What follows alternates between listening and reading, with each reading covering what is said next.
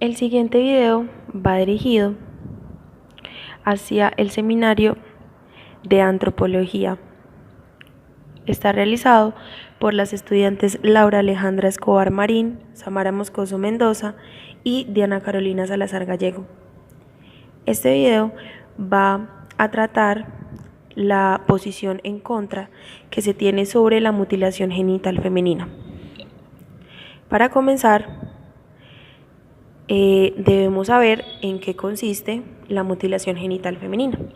Entonces, vamos a entender que este proceso comprende todos los procedimientos en los que va a consistir la resección parcial o total de los genitales externos femeninos, así como otras lesiones de los órganos genitales femeninos por motivos no médicos. Esta actividad es realizada por circuncisores tradicionales que suelen ser parteros y dedicarse a otros oficios según la Organización Mundial de la Salud. Esta actividad, la mutilación genital femenina, se clasifica en 4 tipos principales. El primero se denomina clitoridectomía, que es la resección parcial o total del clítoris, que es un órgano pequeño, sensible y eréctil de los genitales femeninos, y en casos muy infrecuentes solo el prepucio, que es el pliegue de piel que rodea el clítoris. Hay un segundo tipo que se denomina excisión, y este consiste en la resección parcial o total del clítoris y los labios menores, que son los pliegues internos de la vulva, con o sin excisión de los labios mayores, que son los pliegues cutáneos externos de la vulva. El tercer tipo, denominado infibulación, consiste en el estrechamiento de la abertura vaginal, que se sella procediendo a cortar y recolocar los labios menores o mayores, a veces cosiéndolos con o sin resección del clítoris. En el cuarto tipo se entiende que todos los demás procedimientos son lesivos para los genitales externos y sus fines no son médicos, y estos fines pueden ser la perforación, la incisión, el raspado o cauterización de la zona genital. Esto está publicado en la página de la Organización Mundial de la Salud. Bueno, aquí tenemos una pregunta. ¿Realmente esta práctica trae beneficios para la salud o solamente daños? Entonces, aquí se van a experimentar ciertos problemas durante el procedimiento y van a aumentar su gravedad, como lo son el dolor intenso, la hemorragia, la inflamación de los tejidos genitales, la fiebre, las infecciones como el tétano, los problemas urinarios, las lesiones de los tejidos genitales vecinos, el estado de choque y la muerte. Dentro de las consecuencias a largo plazo podemos encontrar las infecciones urinarias, como la micción dolorosa, infecciones del tracto urinario, los problemas vaginales, como la leucorrea, el prurito, vaginosis bacteriana y otras infecciones, problemas menstruales como son las menstruaciones dolorosas, el tránsito difícil de la sangre menstrual por los trombos que se generan, el tejido queloide de las cicatrices, los problemas sexuales como lo son el coito doloroso, la menor satisfacción, la disminución de ese placer, el mayor riesgo de complicaciones en el parto, como lo son los partos difíciles, las hemorragias, la necesidad de hacer una cesárea, de reanimar el bebé y la mortalidad neonatal. También existen la necesidad de nuevas intervenciones quirúrgicas, por ejemplo, cuando después de haber estrechado o cosido, en palabras comunes, la abertura vaginal. Hay que practicar un corte para ensanchar la abertura y hacer posible el coito y pues en su defecto el parto. A esto se le llama desinfibulación.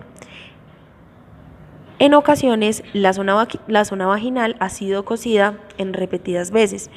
incluso cuando la mujer ya ha dado a luz a varios hijos, con lo que la mujer se ve puesta y sometida a aperturas y cierres sucesivos, lo que acrecienta los riesgos tanto inmediatos como a largo plazo. Dentro de los trastornos psicológicos que pueden tener aquellas mujeres que sufren la mutilación genital femenina, podemos encontrar la depresión, la ansiedad, el trastorno de estrés postraumático, la escasa autoestima y finalizando estos problemas a largo plazo, encontramos las complicaciones sanitarias de la mutilación genital femenina. ¿Por qué estar en contra de la mutilación genital femenina? Tenemos que tener en cuenta varios aspectos. Uno es que es reconocida como una violación de los derechos humanos, además de los derechos humanos de los niños, ya que esta es practicada principalmente en menores. Además, viola el derecho a la salud, a la seguridad, a la integridad física y a no recibir tratos crueles, ¿sí? Incluso puede llegar a violar el derecho a la vida en el caso en el que este procedimiento pueda llevar a que la persona muera. Viendo o acercándonos un poco más a la realidad, tenemos el caso de Fausilla Kasinga, una mujer de 19 años de África Occidental, quien llamó mucho la atención del público de Estados Unidos respecto a esta costumbre. Lo que había sucedido era que en su hogar, en Togo, ella estaba obligada a cumplir con esta costumbre por parte de su familia y del hombre con el que se iba a casar. Ella tomó una medida, ya que no quería someterse a esta intervención, de entrar a Estados Unidos con un pasaporte falso, por lo que fue detenida por 2 años, aunque Estados Unidos bajó la presión respecto al tema por el cual ella lo había hecho, que era no someterse a este procedimiento de la mutilación. Entonces, ella llevaba una de las ideas, de las bases para que Estados Unidos tomara esta decisión, esta determinación de darle asilo y bajar la presión de que ella estuviese detenida por más tiempo, era el miedo que ella presentaba de la persecución estando en su propia patria, ya que ella no quería someterse a esta intervención. Entonces ahí podemos ver un caso de la vida real en donde hay que tener en cuenta que a veces muchas personas dentro de estos mismos grupos sociales o etnias temen comentar lo que sienten respecto a estas intervenciones o a estas costumbres. Entonces entramos a hablar en un dilema que hay en la actualidad. ¿Es legítimo respetar una costumbre cultural aun cuando ésta atenta contra los derechos humanos? Entonces, ¿qué sucede? Que como nos encontramos en contra de esta posición, por todas las consecuencias, porque la violación de muchos derechos y por el daño a la integridad de estas mujeres, en donde incluso las consecuencias no son necesariamente físicas, puede conllevar a consecuencias psicológicas en donde estas mujeres sienten rechazo contra su propio cuerpo, entran en choques, sueños de terror respecto a estas intervenciones. Entonces eso pasa a ser un dilema en la actualidad, en donde las organizaciones mundiales que están en contra de esta práctica se centran en no solamente erradicar esta intervención, sino también en tratar de cambiar esas ideas culturales y esas razones de por qué estar a favor del procedimiento.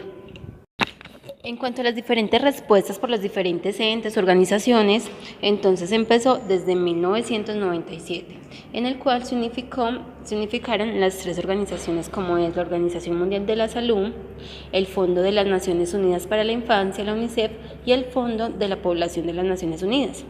en el cual hicieron grandes esfuerzos para luchar contra la mutilación genital femenina a través de investigaciones, trabajos en las comunidades y cambio de las políticas públicas. Los diferentes progresos se realizaron a nivel internacional, nacional y subnacional,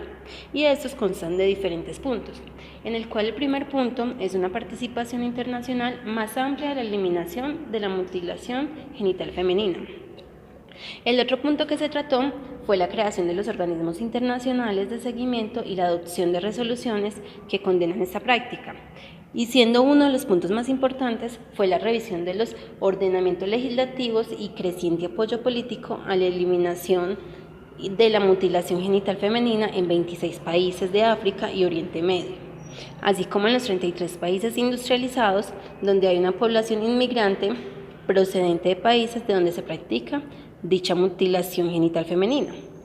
En la mayoría de los países se registra disminución de la práctica de la mutilación genital femenina y un aumento en el número de mujeres y hombres de las comunidades afectadas que se declaran a favor de su eliminación. También tenemos que en el 2007, según la UNICEF y según el Fondo de las Naciones Unidas para la Infancia, ellos trabajaron junto con 9 organismos más de las Naciones Unidas e hicieron todo lo posible para intensificar labores de sensibilización. Y es allí en donde en el 2010, según la OMS, colaboró con una serie de grandes organizaciones, las cuales hicieron públicas las diferentes estrategias destinadas para impedir que el personal de salud practicara la mutilación genital femenina. En diciembre del 2012, la Asamblea General de las Naciones Unidas aprobó la resolución relativa en la eliminación genital femenina y en el 2013 la UNICEF presentó un informe que contenía datos científicos sobre la prevalencia de la mutilación y en 29 países, en donde las actitudes, tendencias y sobre todo las respuestas de los programas y políticas se estaban dando en todo el mundo. También tenemos que según la Organización Mundial de la Salud, en el 2008 fue en donde se intensificó y empezó a capacitar más la parte de salud, a dar más educación en cuanto a finanzas y justicias en los diferentes asuntos de la mujer. Y fortaleció lo que fue la respuesta de la elaboración de materiales informativos, herramientas, políticas y diferentes directrices. Por otra parte, también vamos a tratar lo que es la mutilación genital en cuanto a los indígenas en Colombia. Entonces dice que la mutilación genital femenina persiste entre algunos indígenas en Colombia pese a los compromisos para erradicarla. En cuanto al Fondo de Población de las Naciones Unidas, llama la atención sobre la necesidad a que se dediquen mayores esfuerzos para erradicarla en Colombia, puesto que es el único país en Latinoamérica y el Caribe donde se conoce su existencia. Según eso lo informó la ONU en un comunicado. Pero en cuanto a Colombia, dice que se suman unos 250.000 indígenas distribuidos en diferentes departamentos, con mayor representación en 4 del noroeste del país, como es el Chocó, Caldas, Risaralda y Antioquia.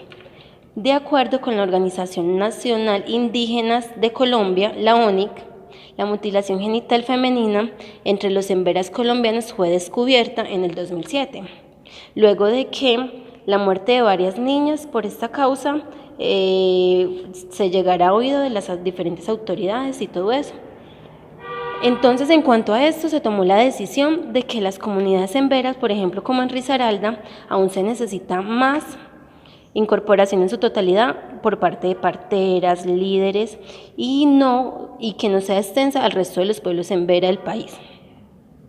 Advirtió la ONU y insistió que en el gobierno debe destinar mayores recursos para fortalecer este compromiso. Junto con la Defensoría dijo que más allá de la mutilación genital sea una práctica común en esos pueblos, es inaceptable en el ordenamiento jurídico colombiano, ya que el derecho a la vida, la integridad personal, la prohibición de sufrir tratos crueles, inhumanos y degradantes de los derechos de las niñas, prima sobre el derecho de la cultura a las comunidades de autodeterminación y la imposición de sus usos y costumbres.